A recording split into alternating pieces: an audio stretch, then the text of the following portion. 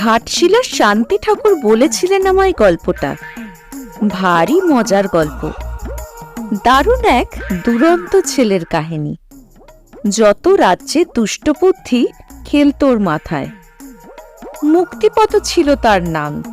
তার দুষ্টুমিরাও যেন পদে পদে মুক্তি পেত ওর থেকে, আর হাতে হাতে ঘটত যত অঘটন। এই রকম অযথা হস্তক্ষেপ আর পদক্ষেপের ফলে একদিন যা একটা কাণ্ড ঘটল। গায়ের শিব মন্দিরের ঘণ্টাটার উপর ওর লোভ ছিল অনেক দিনের। শিব ঠাকুরের মাথার উপর ঘণ্টাটা থাকতো ঝোলানো। শিবরাত্রির দিন ওটাতে দড়ি বেঁধে দেওয়া হতো।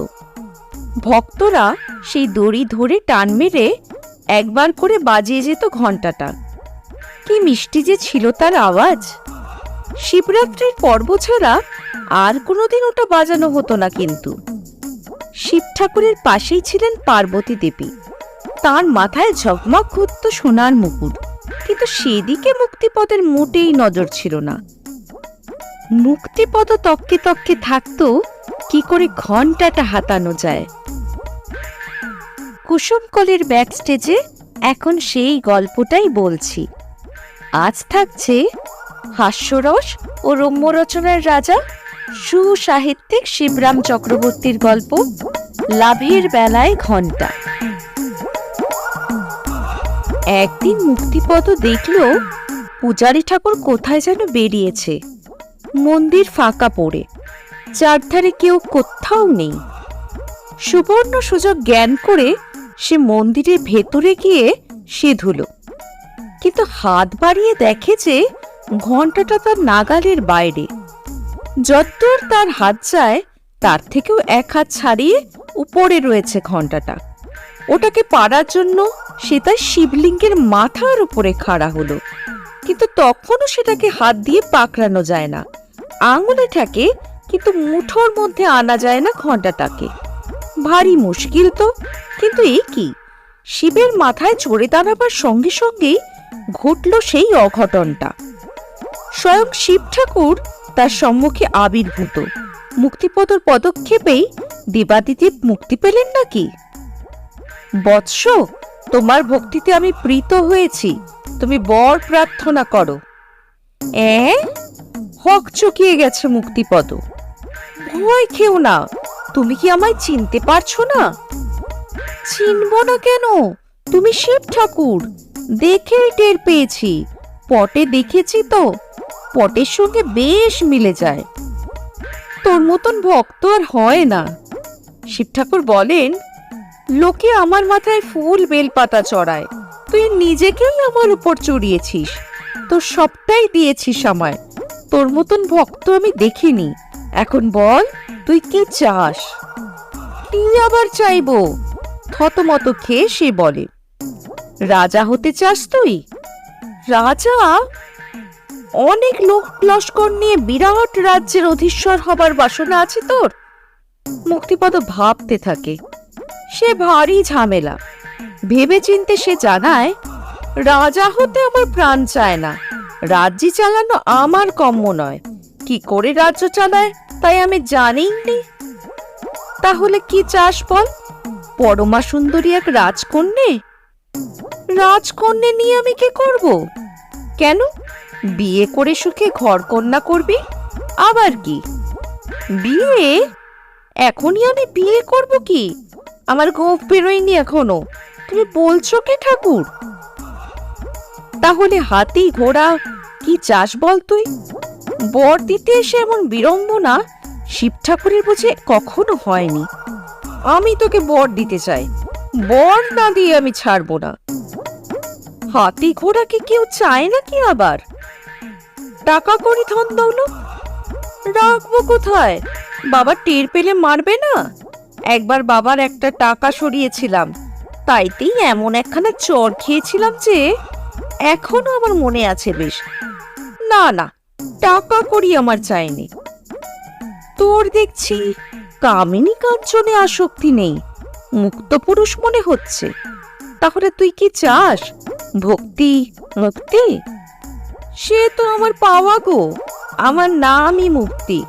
আর আমার বাবার নাম ভক্তিপদ। ভক্তি মুক্তি তো না চাইতেই পেয়ে গেছি। তাহলে তুই হয়তো চাস, মনে হচ্ছে, ত্যাগ, বৈরাগ্য, তিতিক্ষা। সে তো বিবেকানন্দরা চায়, পড়েছি বইয়ে। আমি বিবেকানন্দ হতে চাই না। ভালো ফ্যাসাদ হলো দেখছি। মহাদেব নিজের জটা জুটো চুলকোন। ছেলেরা কি চাইতে পারে, কি তাদের চাওয়ানো যায়, কিছুই তিনি ভেবে পান না। নিজের ছেলেবেলায় কি স্বাদ ছিল তার, তাও কিছু তার স্মরণ নেই এখন। সেই সুদূর অতীত বাল্যকালের কথা তার মনেই পড়ে না আর। কবে যে তিনি দুগ্ধপোষ্য বালক ছিলেন, আদৌ ছিলেন কিনা, কখনো কিছুই তার ঠাউর হয় না। কি চাইতে পারে ছেলেটা, কি পছন্দ হতে পারে ছেলেটার, তিনি খতিয়ে দেখতে চান। তার আর তার টান সমান হবার কথা নয়। আদিকালের তিনি আর সেদিনকার এই ছোঁড়া রুচি কি এক হবে? যে বস্তু তার প্রিয়, ওর কাছে হয়তো তা মূল্যহীন। ছেলেটা এই বয়সেই চোখে ধূত্র ফুল দেখতে রাজি হবে কি? বিল্ল ফলের জন্য সাত করে হাত বাড়াবে না নিশ্চয়ই। মাথায় হাত দিয়ে তিনি ভাবতে থাকেন, কুল কিনারা পান না কিছু। হঠাৎ নিজের কপালের চাঁদে তার হাত ঠেকে যায়, হাতে যেন চাঁদ পান তখন। এই চাঁদ? তিনি উচ্ছ্বসিত হন। এই চাঁদখানা তুমি পেতে চাও নিশ্চয়ই। এমন চাঁদ পাবার স্বাদ হয় না তোমার? প্রস্তাবটা শুনে মুক্তিপদ নাক সিটকোয়। চাঁদ নিয়ে সে কি করবে? মা যেমন খোপায় চুলদের আটকে রাখার জন্য চিরুনি লাগান, শিব ঠাকুর তেমনি নিজের জটা জুতো সামলাতে ওই চাঁদটাকে লাগিয়েছেন। মুক্তিপদ তো ঝাঁকড়া চুলের বালায় নেই, দিব্যি ব্যাগ ব্রাশ চুল তার। চাঁদকে মাথায় করে রাখবার শখ নেই কোমোটেই। চাঁদ না হয়ে চন্দ্রপলি হলে না হয় দেখা যেত। ও তো আধখানা চাঁদ, ও নিয়ে আমি কি করব? আপনি বুঝি আমায় অর্ধচন্দ্র দিচ্ছেন? ঘুরিয়ে অপমান করছেন আমায়। ফোঁস করে ওঠে সে। আপনি সোজাসুজি বলতে পারতেন, আমার মন্দির থেকে বেরিয়ে যাও। না না, তা বলবো কেন? তা কি বলতে আছে? শিব ঠাকুর শশব্যস্ত হন। এত বড় ভক্ত তুমি আমার, তোমাকে আমি অমন কথা বলতে পারি কখনো? ভক্তাধীন ভোলানাথ, শোনোনি নাকি কথাটা? তাই বলুন। আমি ভাবছিলাম চাঁদের টুকরোটা হাতে নিয়ে নেড়ে চেড়ে তুমি দেখতে যদি একবারটি, আর যদি তোমার পছন্দ হতো। চাঁদে হাত দিতে যাব কেন আমি? আমি কি বামন নাকি যে? বামনরাই তো চাঁদের দিকে হাত বাড়ায়। আমি বেশ ঠ্যাঙা, দেখছো না? এর মধ্যেই 5 ফুট 4.5 ইঞ্চি। বাবা বলেছেন আরো আমি ঢেঙ্গা হব। আমাদের বংশে সবাই নাকি তাল গাছ। তাহলে তো তুমি এমনিতেই চাঁদ পাবে। তাল গাছের মাথাতেই চাঁদ থাকে, দেখা যায় প্রায়। দেখোনি তুমি? পুকুরের জলের মধ্যেও দেখেছি, ডোবার মধ্যেও আবার। চাঁদের সঙ্গে আমাকেও তুমি ডোবালে দেখছি। ভারী ফ্যাসাদে ফেললে আমায়। বর দেব বলে কথা দিয়েছি, অথচ কিছুই তোমায় দিতে পারছি না। কিছুই তুমি চাও না, অথচ দিতেই হবে আমায় কিছু।